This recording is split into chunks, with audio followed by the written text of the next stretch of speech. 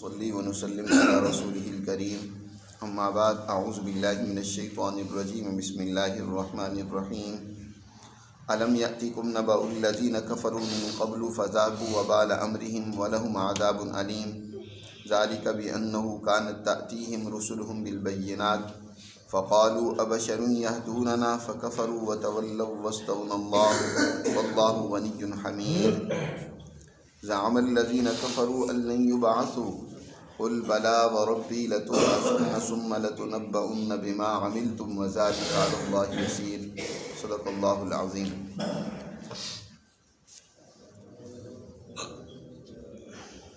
یہ سورۃ التغابن ہے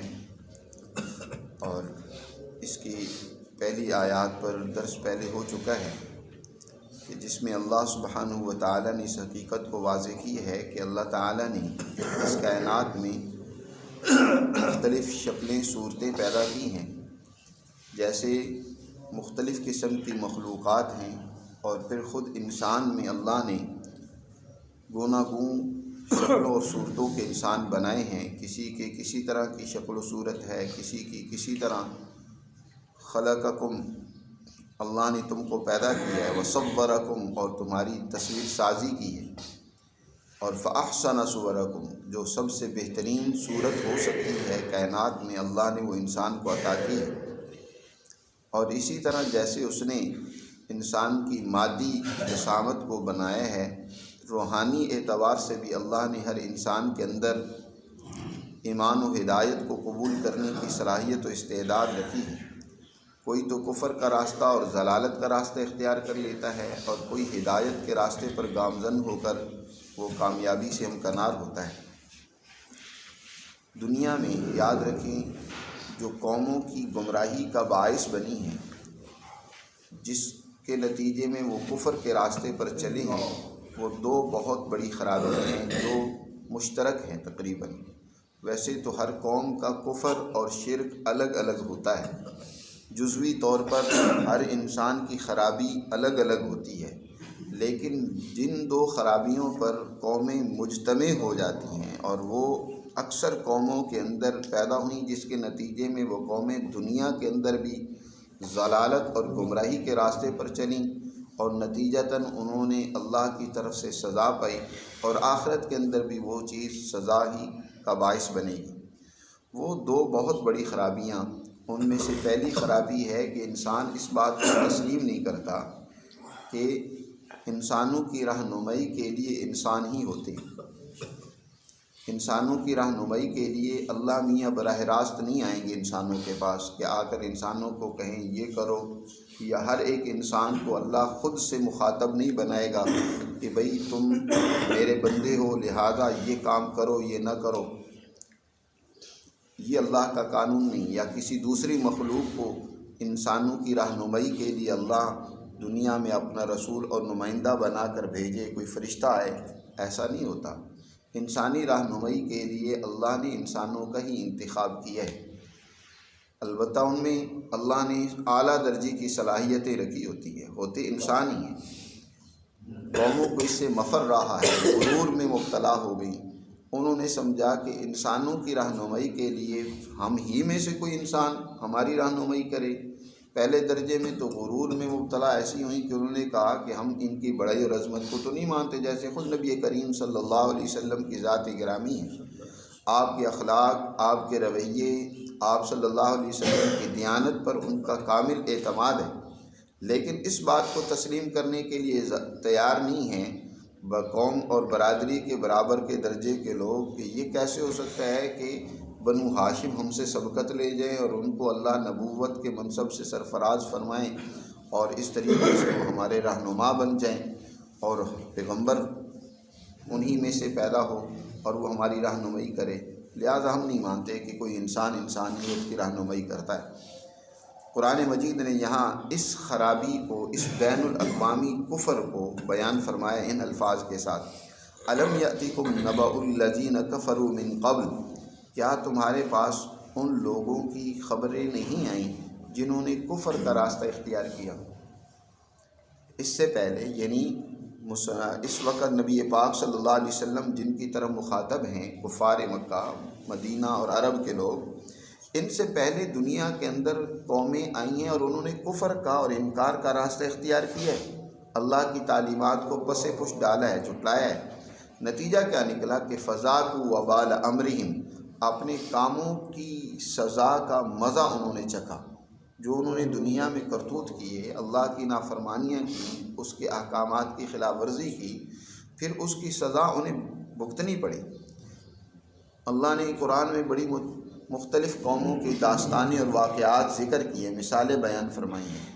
قوم عاد کا ذکر کیا ہے، قوم سمود کا، قوم شعیب کا، قوم نوح کا، مختلف اقوام کا تذکرہ کیا ہے کہ کس طرح اللہ کے عذاب سے یہ دوچار ہوئی ہیں۔ فذاقوا وبال امرہم ولہم عذاب علیم، صرف یہی نہیں کہ دنیا کے اندر وہ مبتلا عذاب ہوئی ہیں، بلکہ ان کے لیے کل قیامت کے دن آخرت میں بھی دردناک قسم کی سزا ہوگی۔ اپنے اعمال کی سزا کا خمیازہ انہیں کل قیامت کو بھی بھگتنا ہوگا۔ ذالک بانہ، یہ جو ان میں خرابی پیدا ہوئی کہ انہوں نے کفر کا راستہ اختیار کیا، بد عملی کا راستہ اختیار کیا، اللہ کی تعلیمات کا انکار کیا، اس کی وجہ کیا بنی؟ اس کی وجہ یہ بنی کہ بانہ کانت تأتیہم رسلہم بالبینات، کہ ان کے پاس ان کے رسول واضح تعلیمات لے کر آئے۔ اس وجہ سے کہ بانہ کانت تأتیہم رسلہم بالبینات، کہ ان کے پاس ان کے رسول بینات لے کر آئے۔ بینہ کہتے ہیں ایسی چیز کو جو بالکل واضح ہو، سلیم الفطرت انسان کی اندر کی آواز ہو، اس کو وہ پکار کر کہے کہ ہاں یہ بات اسی طرح ہونی چاہیے۔ بینہ جس کے لیے کسی دلیل کی ضرورت نہ ہو، جیسے سورج نکلا ہوا ہو تو اس کے لیے کوئی انسان دلیل مانگے کہ یہ کوئی دلیل سے ثابت کرو کہ واقعی سورج نکلا ہوا ہے۔ سورج کا نکلا ہوا ہونا، طلوع ہونا خود ہی اس بات کی دلیل ہے کہ سورج نکلا ہوا ہے، ہر طرف اس کی شعاعیں روشنی پھیلی ہوئی ہے۔ آفتاب، عام دلیل آفتاب کا آنا ہی اس کے آنے کی دلیل ہوتی ہے۔ تو بینہ در حقیقت اس حکم کو، اس پیغام کو، اس بات کو کہتے ہیں جو انتہائی عقلی ہو، انتہائی جو ہے فطرتی ہو، انسان کے اپنے اندر کی آواز ہو۔ تو انبیاء علیہ السلام جو انسانیت کے پاس تعلیمات لے کر آئے، وہ کوئی انسانی فطرت سے ہٹی ہوئی باتیں نہیں تھیں، بلکہ وہ انسان کے اپنے اندر کی آواز تھی جس کی انبیاء تعلیم دیتے رہے۔ حضرت الامام شاہ ولی اللہ رحمۃ اللہ علیہ فرماتے ہیں کہ تمام عبادات کا خلاصہ در حقیقت انسان کے اندر 4 بنیادی اخلاق پیدا کرنے ہیں، اور یہ 4 اخلاق وہ ہیں جو تمام انسانیت کے اندر مشترکہ طور پر تسلیم کیے گئے ہیں، سارے انسان ان کو مانتے ہیں۔ ان میں سے ایک خلق ہے اخبات کا، یعنی کسی بڑی ذات کے سامنے اپنے آپ کو جھکا دینا، سلنڈر کر لینا، اپنے سے کسی بڑی طاقت اور قوت کو ماننا۔ اب یہ الگ بات ہے کہ کسی نے وہ بڑی طاقت و قوت اللہ کو ماننے کی بجائے کسی نے مادے کو ہی بڑی طاقت مان لیا، کسی نے کسی اور چیز کو بڑی طاقت و قوت مان لیا اور اس کے سامنے جھکنے لگ پڑا۔ لیکن یہ اخبات کا خلق ہر انسان میں موجود ہے، البتہ انبیاء علیہ السلام اس کی جو صحیح اور اعلیٰ صورت ہوتی ہے اخبات کی، اخبات اللہ، یعنی اللہ کے سامنے جھکنا، اس کے سامنے اپنی بندگی کا اظہار کرنا، اس کو پیش کیا۔ اسی طرح ایک خلق ہے مثال کے طور پر طہارت کا۔ دنیا کی ہر قوم پاکیزگی کو، صفائی ستھرائی کو پسند کرتی ہے، لیکن ظاہر ہے کہ ہر ایک نے اس پاکیزگی اور نظافت کے لیے جو اس کی سمجھ میں آتا تھا طریقہ اس کو اختیار کیا، لیکن نبی کریم صلی اللہ علیہ وسلم نے کامل درجے کی طہارت کو پیش کیا ہے کہ پاکیزگی اور طہارت حاصل کرنے کے لیے کس طریقے سے مسلمان وضو یا غسل کرے گا، کپڑوں کی کیسی صفائی اور طہارت رکھے گا، جہاں رہتا ہے وہ کیسی جگہ پاک اور صاف ہونی چاہیے۔ کامل درجے کی طہارت حضور صلی اللہ علیہ وسلم نے پیش فرمائی ہے۔ اسی طرح ایک خلق ہے سماحت کا، کہ جس قدر شریعت کی تعلیمات ہیں انسان کے اندر وہ اعلیٰ اخلاق و اقدار پیدا کرنا چاہتی ہیں، یعنی یہ چاہتی ہیں کہ انسان کے اندر سخاوت ہو، انسان کے اندر بلند ہمتی ہو، بہادری ہو، جرت ہو، حیا ہو، یہ انسان کے اندر موجود ہو۔ اس کے مقابلے میں پست ہمتی اس کے مقابلے میں ذلت والے اعمال، بے حیائی میں مبتلا ہو جانا، اس کے مقابلے میں لالچ میں مبتلا ہو جانا، خود غرضی اور مفاد پرستی میں پیدا ہو جانا۔ تو انبیاء علیہ السلام نے یہ قوموں کے ہاں یہ کوئی چیزیں اچھی نہیں سمجھی جاتی، بد اخلاقیاں یہ جس قدر بھی ہیں، تو انبیاء تعلیمات دیتے ہیں انسانوں میں کیسے اعلیٰ اخلاق پیدا ہوں، اعلیٰ اقدار کیسے ان میں پیدا ہوں۔ اس کو سماحت خلق، یعنی انسان کا نفس سمیع ہو، وہ پستی سے بلند ہو، ذلت سے اونچا ہو، اس کے اندر رسوا کرنے والے اعمال و اخلاق موجود نہ ہوں۔ اور اسی طرح ایک خلق وہ عدالت کا ہے، یعنی دنیا میں ظلم کو پسند نہ کرنا، عدل و انصاف کو قائم کرنا، اپنی ذات میں، اپنے معاشرے میں، اپنے خاندان میں، ہر موقع پر۔ تو یہ کوئی بھی دنیا کی قوم ایسی نہیں ہے جو ظلم کو پسند کرتی ہو، ہر ایک ظلم کے خلاف، چاہے وہ ظلم کرنے والا ہی کیوں نہیں ہے، ظلم کو اچھا نہیں کہتا۔ تو بہر صورت یہ وہ اخلاقیات ہیں جو انسانوں کے اپنے اندر کی آواز ہے، جو ساری انسانیت کی مشترک ہیں، میراث ہیں۔ انبیاء علیہ السلام انہی کی آ کر ہدایت کرتے ہیں، رہنمائی کرتے ہیں۔ تو ان کے پاس اللہ کے رسول آئے اور واضح تعلیمات لے کر آئے، بینات لے کر آئے، جن کے لیے کسی کوئی دلیل کی ضرورت نہیں تھی۔ وہ بالکل دو ٹوک سورج کی طرح روشن اللہ کی تعلیمات تھیں۔ تو ان کو ماننے کی بجائے وہ الٹا کیا کہنے لگے؟ فَقَالُوا أَبَشَرٌ يَهْدُونَنَا، کیا ایک انسان ہماری رہنمائی کرے گا؟ ہماری رہنمائی کے لیے تو خود خدا میاں کو آنا چاہیے تھا، یا کوئی فرشتہ بھیج دیتا، کوئی اپنے پاس سے الچی بھیج دیتا۔ کیا ابشر یہدوننا، کیا انسان ہماری رہنمائی کرے گا؟ لہذا اس بنیاد پر کہ ایک انسان، ہم انسانوں کی رہنمائی کے لیے، اور وہ بھی ہم ہی میں سے ہیں،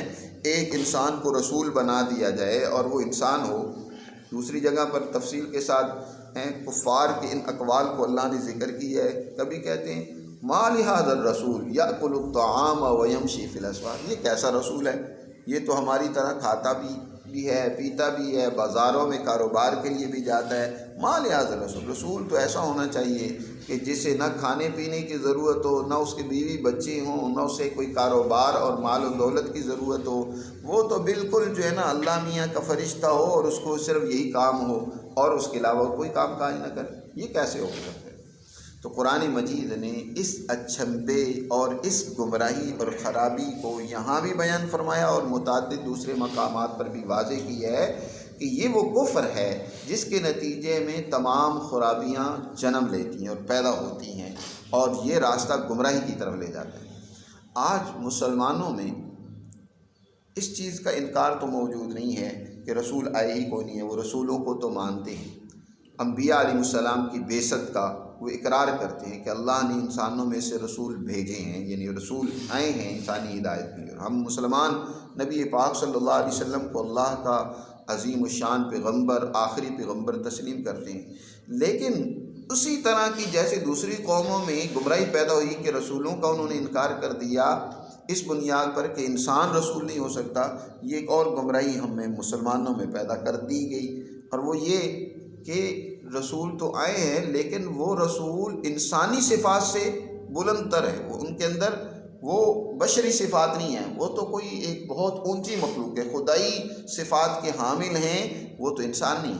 ہیں رسول۔ جناب رسول اللہ صلی اللہ علیہ وسلم اللہ کے رسول ہیں، حضرت عیسیٰ علیہ السلام اللہ کے رسول ہیں، موسیٰ علیہ السلام کو ماننے والے کہتے ہیں اللہ کے رسول ہیں، لیکن کہتے ہیں ان میں انسانی طاقت و قوت نہیں تھی، وہ انسانیت سے بہت وراء الوراء اونچی کوئی شخصیات تھی۔ اس کا نقصان کیا ہوا؟ اس کا نقصان یہ ہوا گویا کہ ہمارے لیے آئیڈیل، نمونہ اور رسوا وہ شخصیت نہیں ہے،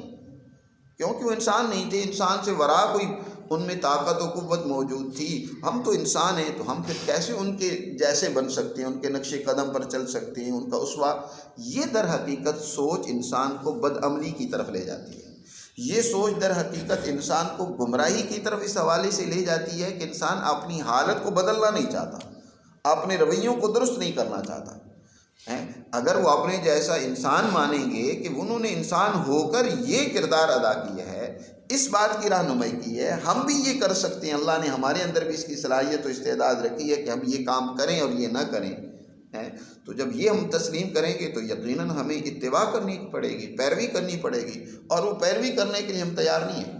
ہم اللہ کے پیغمبر کی، رسولوں کی اتباع کرنے کے لیے تیار، بعض خالی محبت پیدا کر کے اس کا اظہار کر کے ہم چاہتے ہیں کہ کرنا کرانا کچھ نہ پڑے اور بس بخشے بخشائے جائیں۔ یہی گمراہی دوسری قوموں میں پیدا ہوئی اور یہی گمراہی مسلمانوں میں بھی اب پیدا ہو رہی ہے۔ تو کہتے ہیں ابشر یہدوننا، کیا انسان جو ہے وہ ہماری رہنمائی کرے گا؟ فکفروا، انہوں نے کفر کیا، انکار کر دیا اللہ کی تعلیمات کا، وتولوا، اور انہوں نے اللہ کی تعلیمات سے منہ موڑا، اعراض کیا، واستغنى اللہ، اور یاد رکھو اللہ کو کسی کی کوئی ضرورت نہیں ہے، اس کی تعلیمات سے انحراف کرے گا، منہ موڑے گا، اللہ کسی کا محتاج نہیں ہے۔ حدیث میں آتا ہے نبی کریم صلی اللہ علیہ وسلم نے ارشاد فرمایا ساری انسانیت بدبخت ہو جائے نا، اشقا علی الناس ہو جائے، تب بھی اللہ کی شان میں کوئی کمی نہیں آتی، وہ تو حمید ہے، وہ اپنی ذات میں واللہ غنی حمید ہے۔ حمید اس ذات کو کہتے ہیں جو محمود ہو، اس کی کوئی تعریف کرے یا نہ کرے وہ قابل تعریف ہے، اس کی کوئی خوبی بیان کرے یا نہ کرے، اس کی اطاعت کوئی کرے یا نہ کرے، وہ ذات تو حمید، تعریفوں اور خوبیوں کی مالک ہے، اور وہ کسی کا محتاج بھی نہیں، غنی ہے، کسی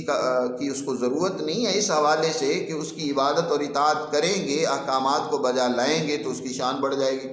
یاد رکھو، اس کو یوں سمجھنا چاہیے جیسے کہ کسی کے والدین خوشحال ہوں، اللہ نے ان کو سب کچھ دے رکھا ہو، اولاد اگر نافرمان بھی ہو جائے تو والدین کو پرواہ نہیں ہے، ان کے پاس اللہ کی دی نعمت اتنی ہے کہ بلکہ اولاد محتاج ہے کہ اگر والدین خوش رہیں گے تو اچھا کھانے کو ملے گا، اچھا پہننے کو ملے گا، اچھی زندگی گزارنے کو ملے گی۔ جی، تو یہ اولاد محتاج ہے کہ میرے والدین بڑے خوشحال ہیں تو وہ مجھ سے راضی رہیں، میں ان کی نافرمانی نہ کروں، لیکن یہ نافرمان ہو جائے تو ان کے پاس تو بہت دولت ہے۔ اسی طرح اللہ سبحانہ و تعالیٰ کے اس کے بندے نافرمان بھی ہو جائیں تو اللہ کی شان میں کوئی کمی نہیں آئے گی، اس کے پاس تو اپنے خزانے نہ ختم ہونے والے ہیں، وہ کسی کا محتاج نہیں ہے، اس کو کسی کی کوئی اس حوالے سے ضرورت نہیں ہے کہ اس کو کوئی کما کر لا دے گا، کوئی اس حوالے سے اس